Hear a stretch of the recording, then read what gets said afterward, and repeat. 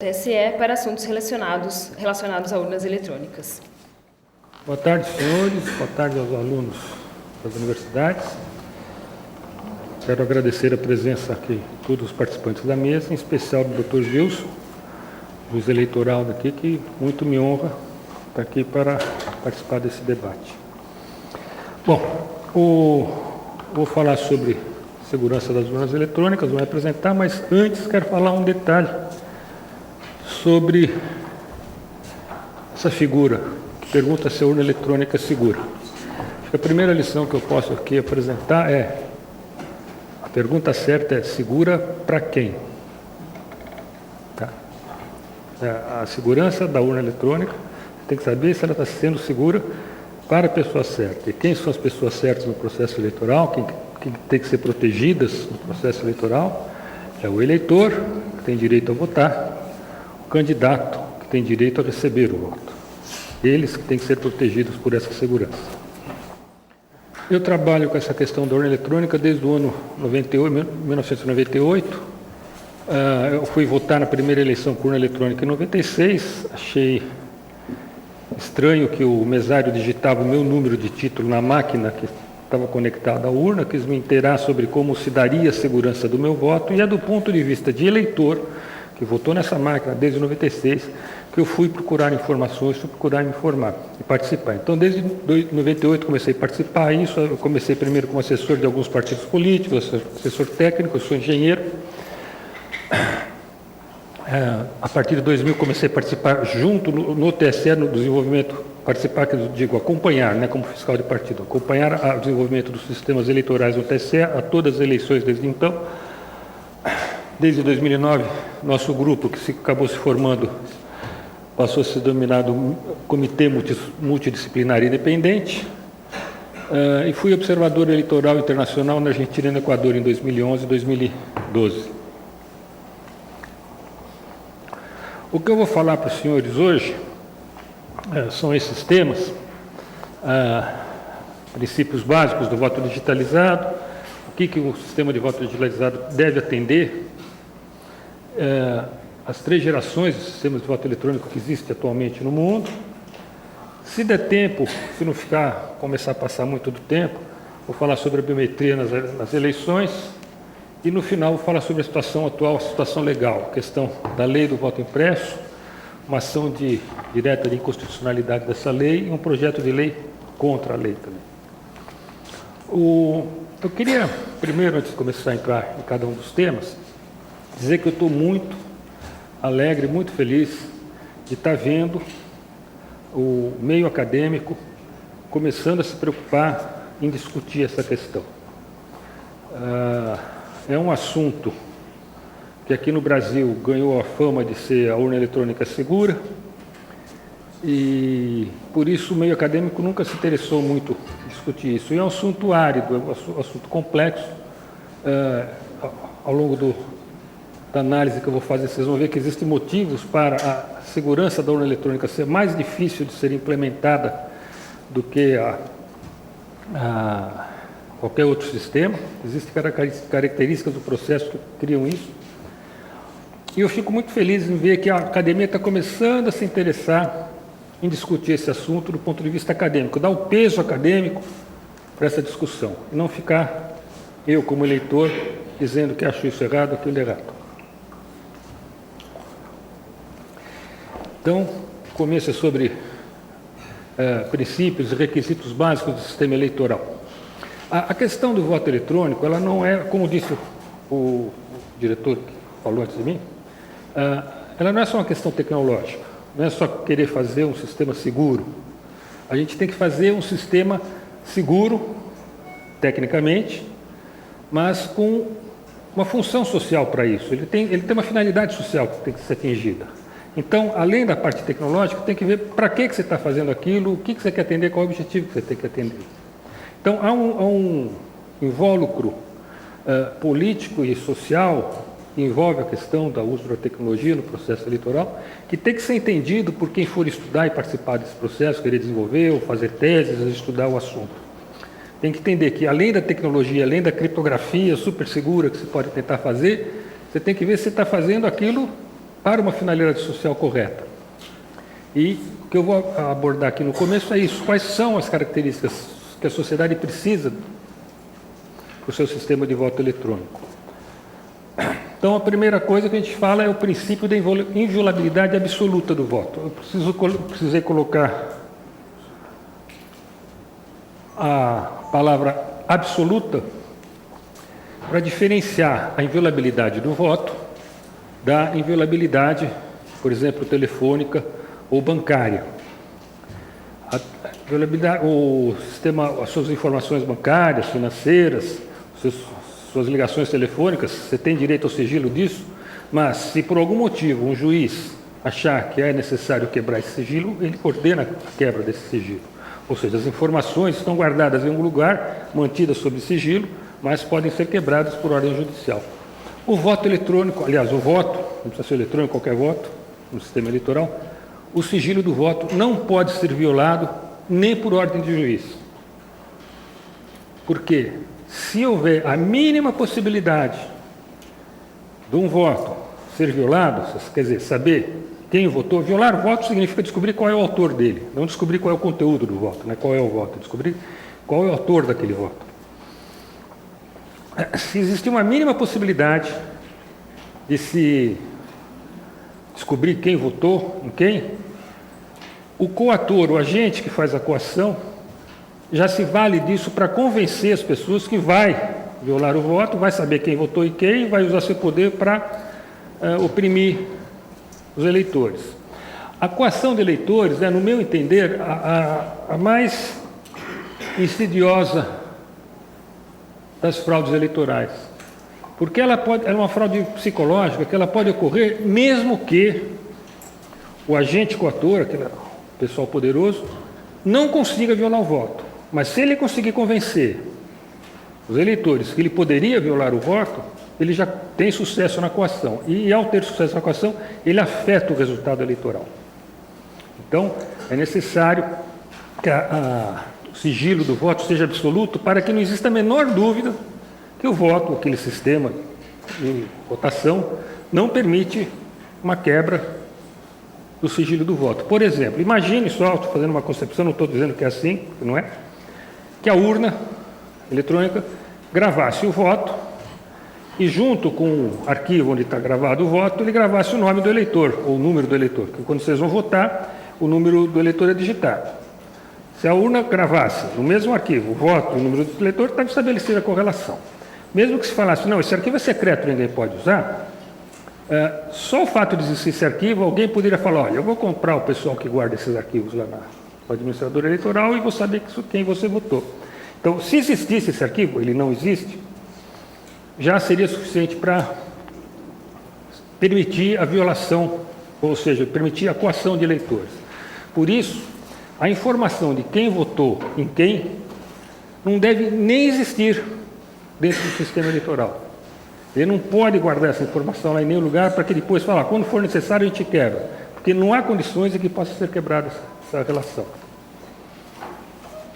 A consequência desse sigilo, da garantia do sigilo que tem que ser absoluta, a primeira consequência é que o voto, agora indo para o voto eletrônico, no voto eletrônico você vai gravar o voto, o conteúdo do voto em algum lugar, um arquivo, um chip, alguma coisa, no meio digital.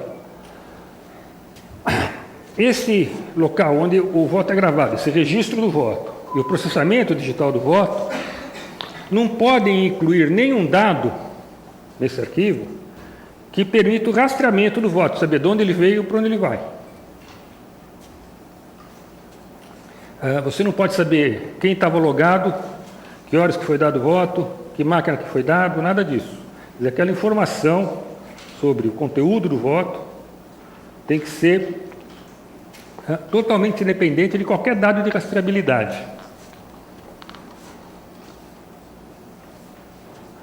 A consequência segunda, dessa primeira, que é muito mais difícil processar de forma segura um voto digital do que transferir $1 milhão no meio digital.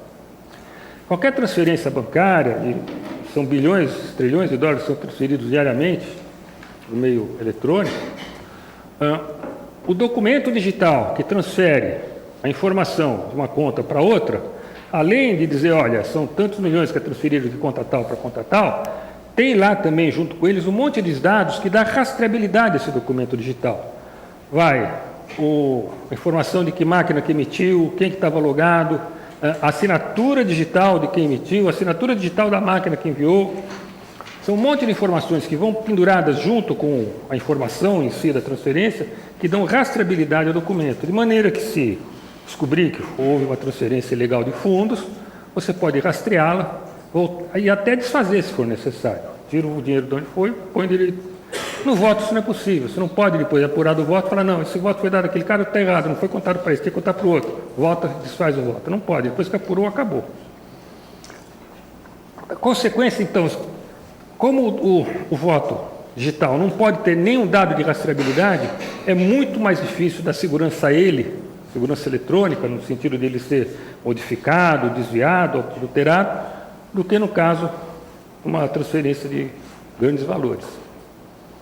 Isso é para quebrar o mito que o pessoal, a gente ouve muito o argumento, se é possível transferir $1 milhão de segurança na internet, a gente poderia transferir, né, processar o voto eletrônico como segurança. Não é possível. O segundo princípio que eu quero falar é o princípio da publicidade. Esse é um princípio, basicamente, um conceito jurídico. Escapa a nós, engenheiros, técnicos, a gente não está acostumado com isso daí. O princípio da publicidade não é fazer propaganda de nada.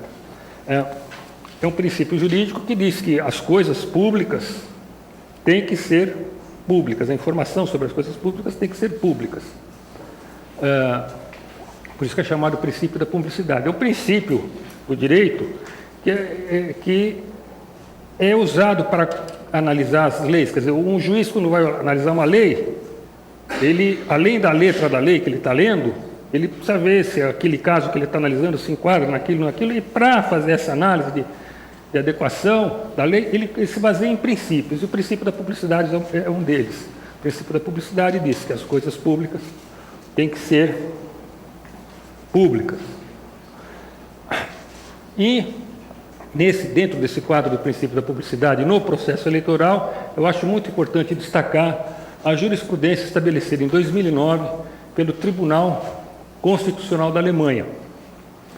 Em 2005, houve uma eleição na Alemanha com urnas eletrônicas, modelo de urna similar ao modelo da urna brasileira, a gente chama de DRE, Direct Recording Electronic Voting Machine. Foi contestado o uso das urnas, o tribunal analisou e em 2009 emitiu a sentença. Lá em cima tem o endereço onde está a sentença, mas vocês podem achar, lá está em alemão, é uma sentença muito grande, são quase 40 páginas. Vocês podem achar alguma coisa sobre essa sentença no capítulo 4.1.1 do relatório Semint, que está nesse endereço aí. Aí tem análise da sentença em português. O que o tribunal estabeleceu? Estabeleceu que o eleitor comum, o que é o eleitor comum? O eleitor comum é aquele que não tem nenhuma formação especial.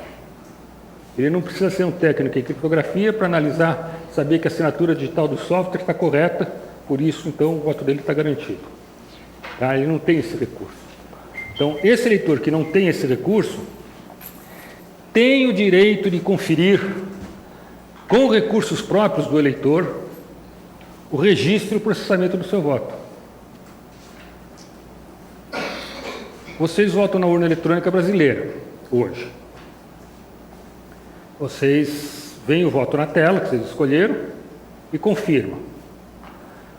O voto confirmado é gravado na memória, lá dentro de um arquivo chamado Registro Digital do Voto. Vocês não podem ver o que foi gravado como sendo o voto de vocês.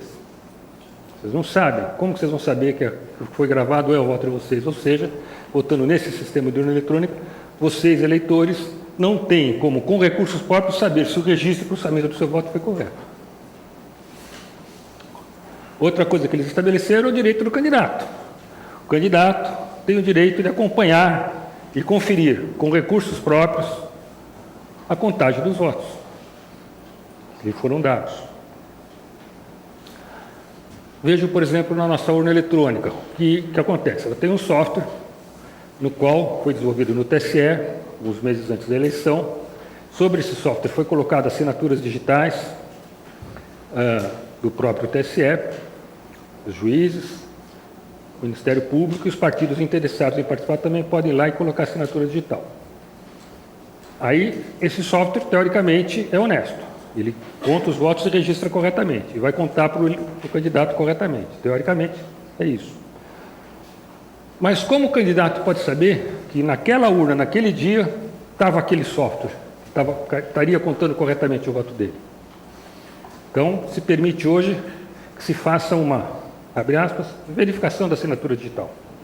O programa colocado na urna. Mas como que é feita essa verificação?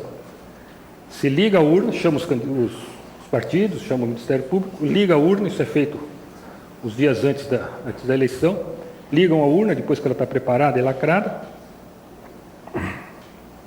a urna começa a funcionar e escreve na tela, olha, a assinatura digital aqui está tudo ok. O candidato pode olhar essa verificação da assinatura digital, mas não está usando recursos próprios, ele está parado olhando, quem está fazendo a verificação é a urna. Ela está fazendo uma auto-verificação da assinatura digital. Ou seja, esse procedimento de fazer aquele espetáculo de ligar a urna e verificar que ela está com a assinatura digital correta não é verificação de assinatura digital, porque não está sendo usado recursos próprios de quem está fazendo a verificação. E eles declararam, lá na Alemanha, uma inconstitucionalidade daquelas máquinas, que eu disse, são máquinas de registro eletrônico do voto. Né? Você vota, ela grava o voto lá dentro. São máquinas Direct Recording Electronic, chamadas máquinas DRE. Elas chegaram à conclusão que esse tipo de máquina não atende ao princípio da publicidade. E por isso foi declarada inconstitucional. E esse tipo de máquina não pode mais ser usada na Alemanha. Porque não permite nem o eleitor comum acompanhar com recursos próprios o registro do seu voto, nem ao candidato conferir se a soma foi feita corretamente, usando recursos próprios também.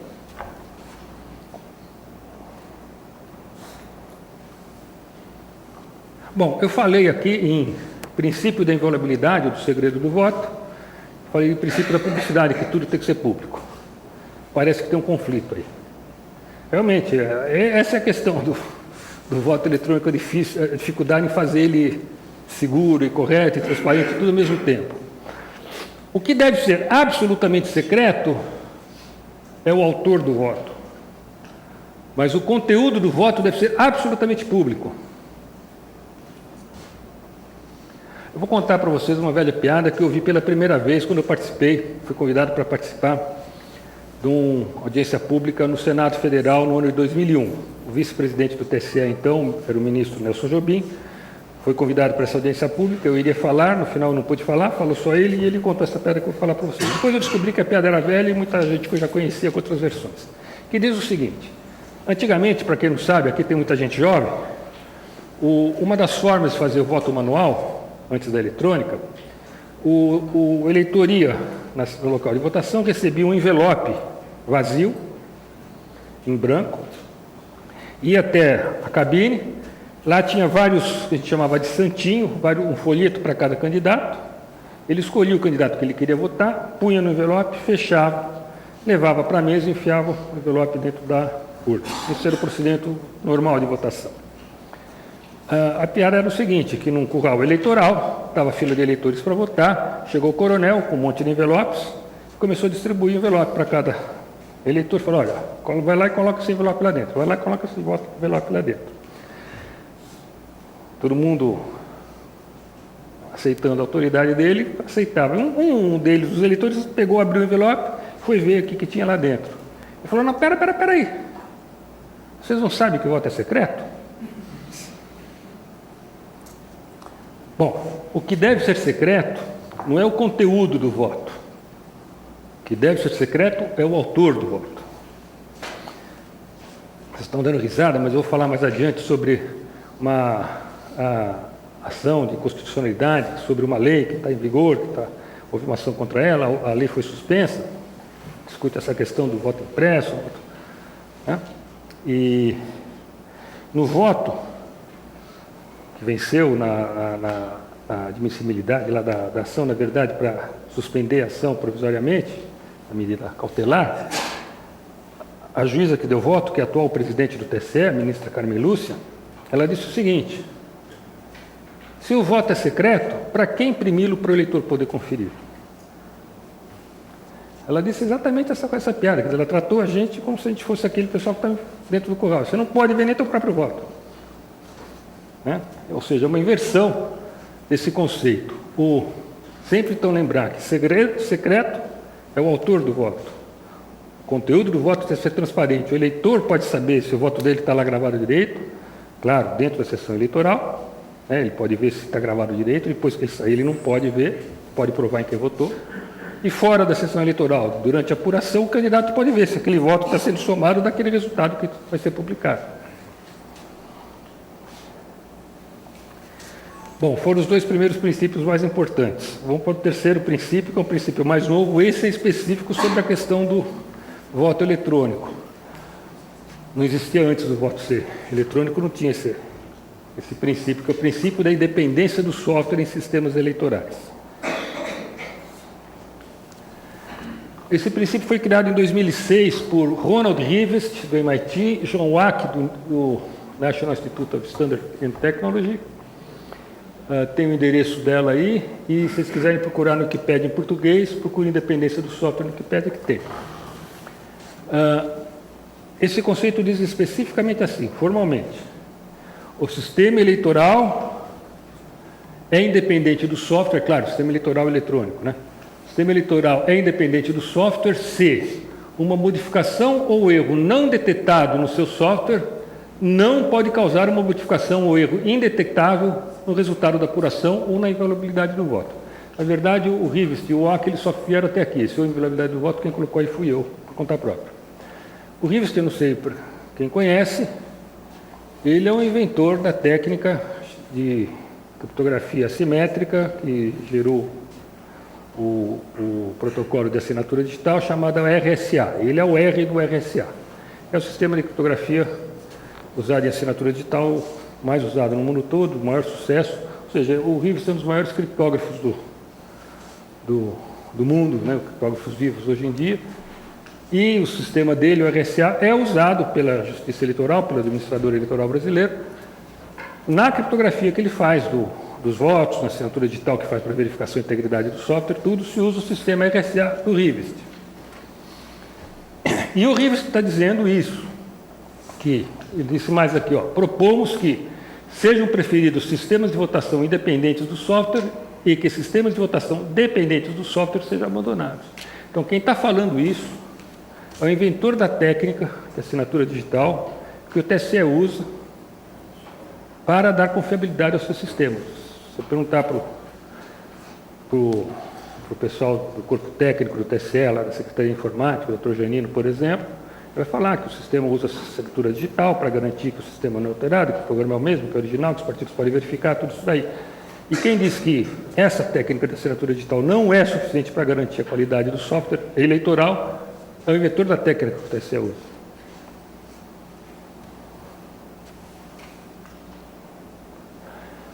Outro princípio importante no processo eleitoral eletrônico é a disponibilidade.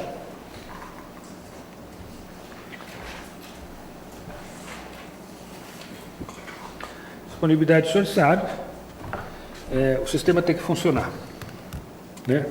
No caso do processo eleitoral, essa é uma exigência absoluta.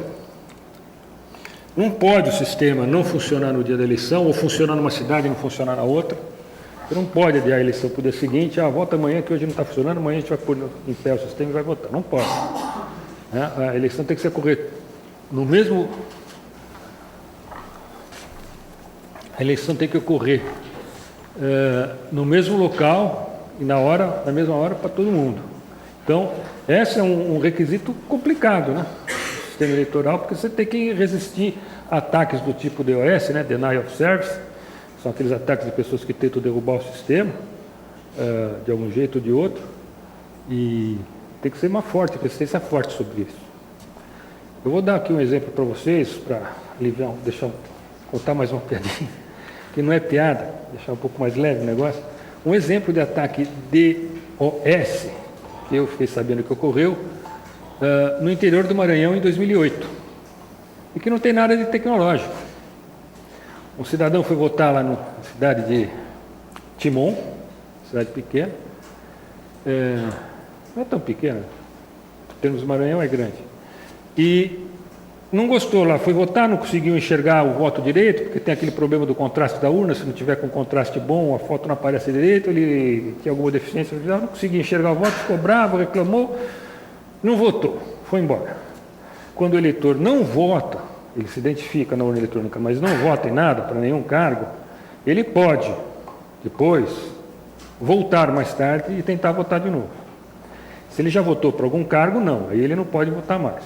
Se ele já votou para algum cargo, aquele voto para aquele cargo é considerado e o voto para os outros cargos é anulado pelo mesário. O mesário põe voto nulo para todos os outros e aí o eleitor não pode votar mais. Mas se ele não votou para ninguém, ele pode votar. Esse eleitor, então, votou, bravo, porque não tinha conseguido votar em que ele queria, não via foto, não sei o quê. Você desculpa a expressão. Ele fez cocô, pôs num saco, foi até a sessão eleitoral, se identificou e lambuzou o teclado da urna. Ninguém mais quis votar nessa urna. É um ataque DOS.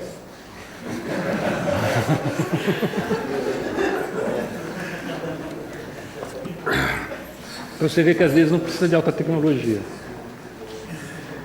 Bom, outros requisitos essenciais para o voto eletrônico. Esses requisitos aqui eu tirei da norma técnica Voluntary Vote Systems Guidelines, VVSG, a versão de 2009 dessa norma, capítulo 7.8.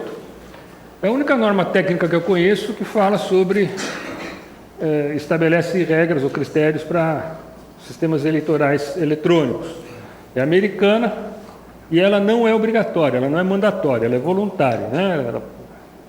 O Estado lá usa ou não usa essa norma se quiser.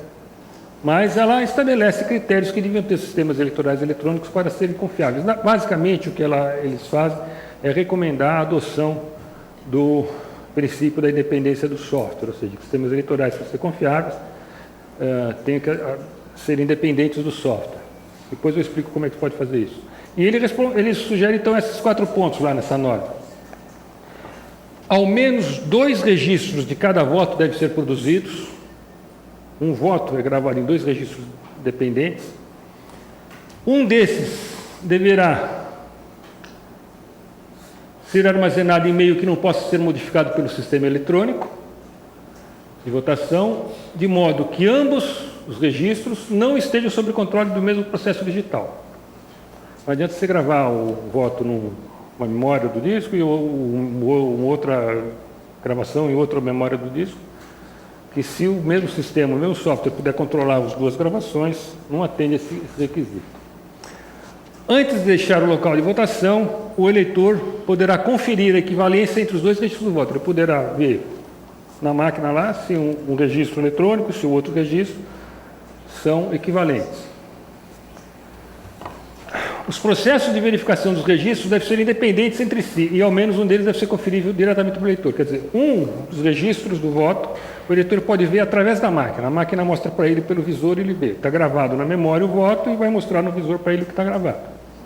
É através da máquina ele vê o voto. O outro não pode ser através dessa máquina. Ele tem que ver esse registro de outro jeito diretamente pelo próprio... Por exemplo, um CD-ROM, que ele vai... grava o voto no CD-ROM, ele leva na outra máquina e vê na outra máquina que foi gravado, por exemplo. Ou imprime o voto.